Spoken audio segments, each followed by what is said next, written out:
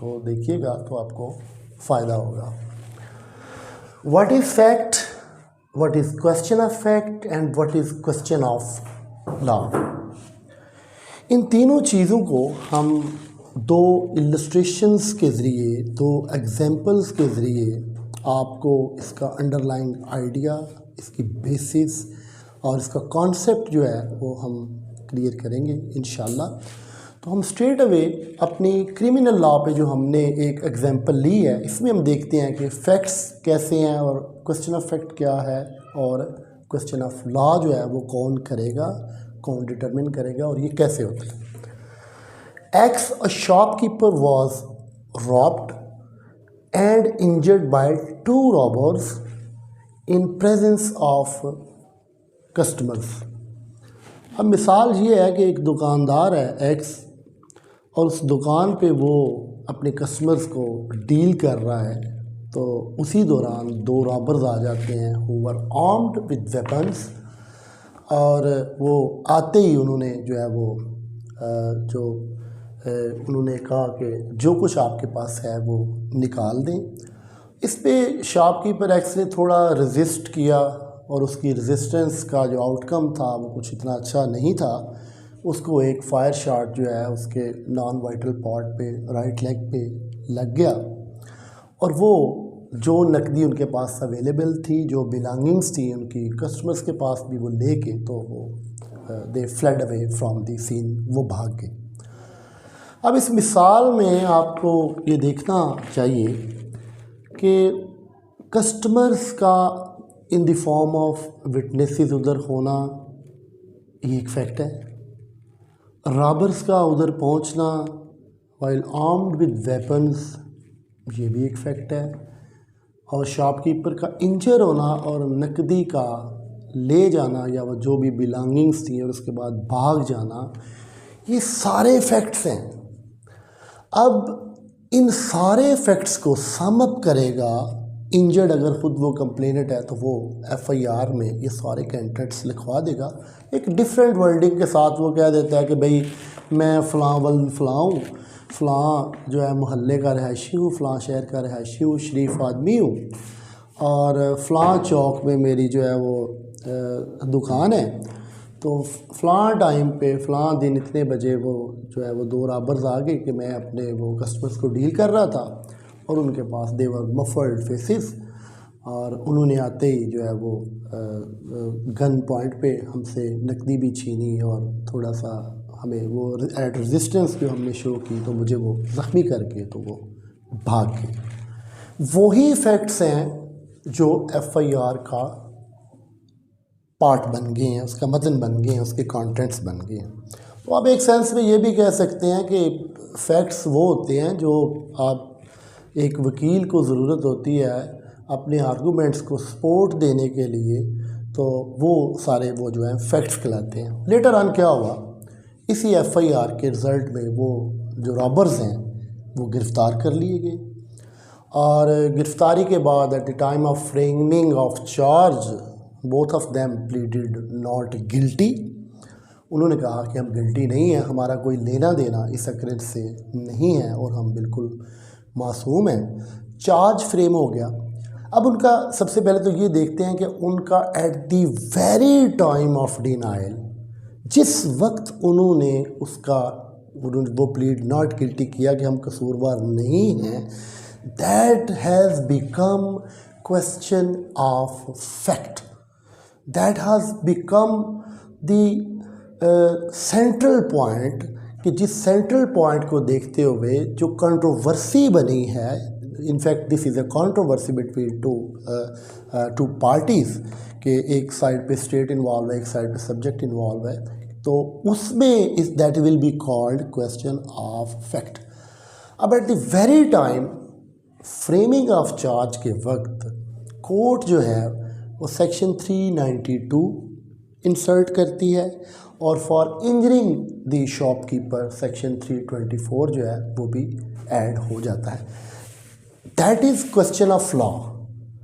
लेकिन ये question of law जो है ये फिक्स्ड क्वेश्चन ऑफ लॉ है। मसलन जहाँ पे स्टैट्यूट क्लियर है, थेफ्ट का मामला है,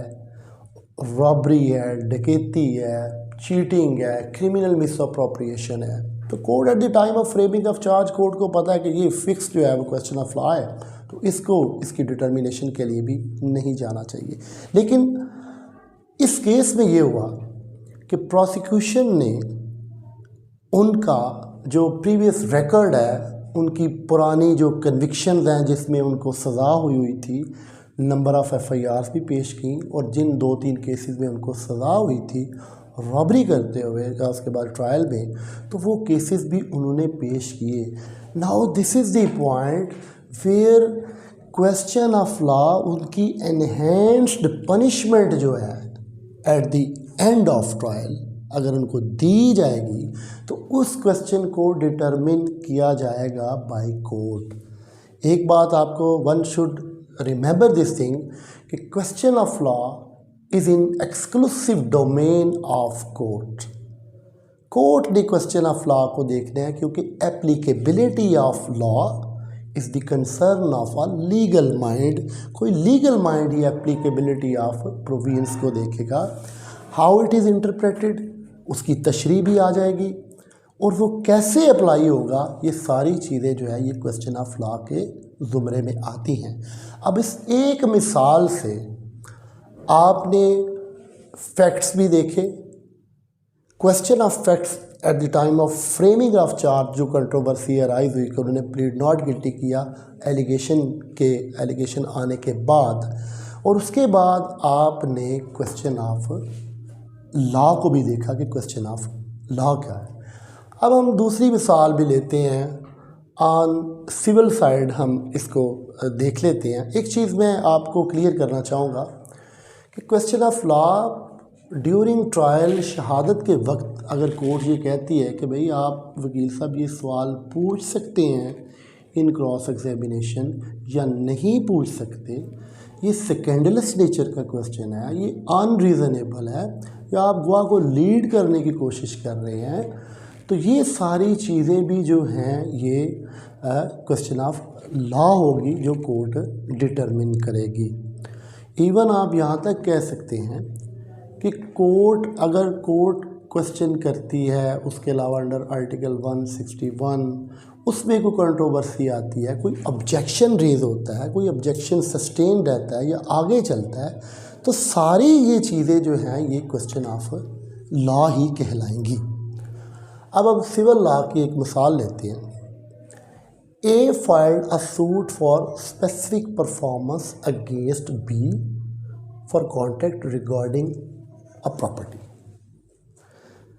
A ने B के ख़िलाफ़ एक सूट फाइल किया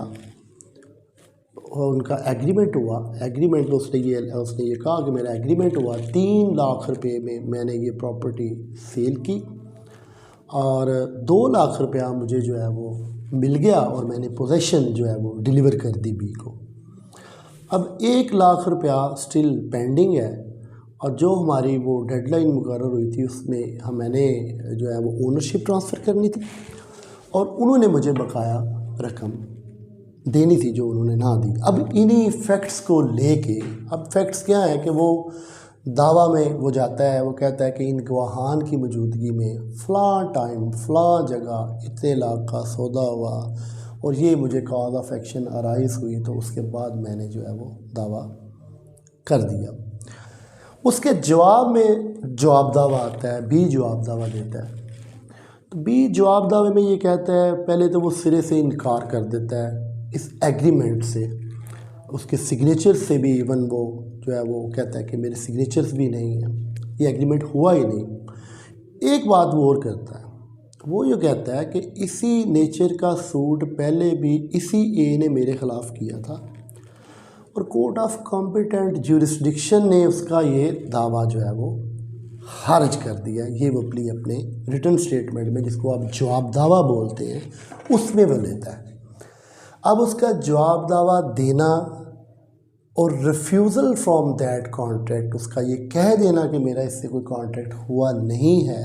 तो ये जो पॉइंट ऑफ कंट्रोवर्सी होगा बिटवीन दीज टू, जिस पे बाकायदा इशू फ्रेम होंगे और इन्हीं कंट्रोवर्सीज़ पे ही 2 पार्टीज़ के दरमियान सिविल में इश्यूज़ फ्रेम होते हैं। जैसे कि फौजदारी में आप देखते हैं कि चार्ज फ्रेम होता है, इसी तरह सिविल केसेस में जो है वो एविडेंस लीड करने के लिए पहले इश्यूज़ जो है वो फ्रेम होते हैं। अब इसमें जो ये जब वो इश्यूज फ्रेम हो जाएंगे, उसके जवाब में इसका इनकार, उसका डिबेट कर जाना, उस टास्क को इंटायरली नेगेट कर देना, ये आपका क्वेश्चन ऑफ फैक्ट होगा और ये आपका कंट्रोवर्सी होगा जिसकी बेस पे आप इश्यूज फ्रेम करेंगे। फैक्ट्स वो होंगे in the form of pleadings जो ए ने अपने दावा दायर करते वक्त जो है वो बयान किए अपने दावा में, और इसी तरह जो है वो प्लीडिंग्स में जिस तरह रिटन स्टेटमेंट आई तो ये हो जाएगा। अब इसके बाद कोर्ट ने क्या देखना है, अगर कोर्ट को during trial of that civil case ये ज़रूरत पड़ती है कि सिग्नेचर से वो इनकारी हैं, तो हम सिग्नेचर्स को वेरिफिकेशन कर लेते हैं, फोरेंसिक करवा लेते हैं, या खुद अंडर आर्टिकल 84 वो कंपैरिजन करना चाहते हैं, तो आपको समझ आ जानी चाहिए कि ये क्वेश्चन ऑफ लॉ है। और अगर वो ट्रायल के बाद, सिविल ट्रायल के बाद वो ये कहते हैं कि ये तो वो कहते हैं जी पहले इसी नेचर का दावा हुआ, वो खारिज हो गया। अगर कोर्ट कॉम्पिटेंट थी, थे सेम पार्टीज़ थी, सेम सब्जेक्ट मैटर था, सेम ही उनका स्टांस था, तो हो चुका है, तो सेक्शन 11 CPC जिसको आप रेस जुडिकाटा कहते हैं, इट कम्स इनटू प्ले। और इसको डिसाइड करना, इसको देखना in the light of evidence, that will be called question of law. जैसे मैंने कहा कि ड्यूरिंग प्रोसीडिंग्स अगर वो फोरेंसिक करते हैं, सिग्नेचर्स को देखते हैं, डॉक्यूमेंट का अनअटेस्टेड होना in the light of evidence जो ज़रूरी है दो गवाहान की, वो नहीं है, तो ये सारे क्वेश्चन जो हैं ये क्वेश्चंस ऑफ लॉ कहलाएंगे। अब इन दोनों एग्जाम्पल्स में आपने देखा कि कितना सिंप्लीफिकेशन से हमने ये सिंप्लीफाई करते हुए हमने फैक्ट्स को भी स्टडी किया कि फैक्ट्स होते क्या हैं, और उसके बाद जो पॉइंट ऑफ कंट्रोवर्सी है जिसको आप क्वेश्चन ऑफ फैक्ट बोलते हैं, जिसको आप फैक्ट इन इशू बोलते हैं, और उसके बाद हमने क्वेश्चन ऑफ लॉ को भी इसमें डिस्कस किया। फ़र्क सिर्फ इसमें ये है कि जनरली जो क्वेश्चन ऑफ फैक्ट्स हैं, इन फैक्ट्स को चूँकि हमारा एडवर्सेरियल सिस्टम है, तो इसमें पार्टीज़ ने उसको साबित जो है वो करना होता है। बाज़ का ऐसा क्वेश्चन आ जाता है जो कि फ़र्ज़ करें लिमिटेशन का क्वेश्चन है, तो ये एक mix question of fact and law है, तो इसके लिए भी जो है वो एविडेंस ज़रूरी होती है, और ये एक्सक्लूसिवली कोर्ट का डोमेन है। अब हम देखते हैं, अगर मैं सिंप्लीफाई करूँ फैक्ट की डेफिनेशन को, अब हम स्टैट्यूट की तरफ आते हैं, तो फैक्ट जो है वो बेसिकली वेरीफाइएबल ऑब्जर्वेशंस हैं। This is the most simplified form of fact. ये हम लीगल फैक्ट्स की बात कर रहे हैं, हम एडमिटेड फैक्ट्स जिनको प्रूव करना ज़रूरी है वो हम नहीं कर रहे। मसलन जैसे हम कहते हैं कि 14 अगस्त 1947 को पाकिस्तान बना, ट्विन्स जो हैं वो अगर हैं दो, तो उनके जो फिंगरप्रिंट्स हैं वो जो है वो सेम नहीं होंगे, तो ये एडमिटेड फैक्ट्स हैं, वो कॉन्सेप्ट और है। हम जो है वो फैक्ट्स की बात कर रहे हैं जो कि लीगल फैक्ट्स हैं, जिनको थ्रू आप एविडेंस अदालत में आप जो है वो साबित करते हैं। अब हम आते हैं आर्टिकल 2 की तरफ से कि आर्टिकल 2 जो है वो क्या उसकी वर्डिंग है, what it gives to you. Fact includes anything, state of things or relation of things capable of being perceived by the senses। senses आपका देखना senses से है, आपका सुनना, आपका सूंघना, ये सारी चीज़ें जो है ये senses से रिलेटेड है। रिलेशन ऑफ थिंग्स मसलन इलेक्ट्रिसिटी का जो है वो ट्यूबलाइट से ताल्लुक़ है, और अगर मैं इस पेन को ओपन करता हूँ तो ये इसकी कैप का और पेन का ये रिलेशन है कि इससे ये क्लोज़ भी होता है, ये ओपन भी होता है। पेन का ताल्लुक़ अगर आप नोटबुक से करें तो दैट इज़ रिलेशन टू। तो facts are interconnected. If one fact is proved तो फिर आप अगले फैक्ट को प्रूव करने की तरफ जाते हो। ये इसकी जो है इसका दूसरा पार्ट है, any mental condition of which any person is conscious. Means एक मर्डर होता है, एक बंदा कहता है मैं उधर बैठा था, तो फ़लाँ बंदा बंदूक लेके बैठा था और वो ये कह रहा था कि उसने मेरी बहुत इंसल्ट की है इन मीटिंग, तो मैं इसका बदला उससे लूँगा, दिस इज़ फैक्ट, बिकॉज उसने कहा और उसने वो सुना। सिमिलरली किसी की इंटेंशन, कोई इरादा ज़ाहिर करता है, किसी की प्रेपरेशन, कोई प्रेपेयर उसकी तैयारी से शो करती है, किसी का मोटिव जो है, उसका कोई मकसद जो है, तो ये सारी चीज़ें जो है ये जो है वो फैक्ट की डेफिनेशन में आती हैं। अब हम एक चीज़ जो है वो जो फैक्ट इन इशू है उसको हम देख लेते हैं, विच इज़ आल्सो कॉल्ड वो जो क्वेश्चन ऑफ फैक्ट हमने पहले स्टडी किया, जो पॉइंट ऑफ कंट्रोवर्सी है, जो मोड पॉइंट है बिटवीन पार्टीज़,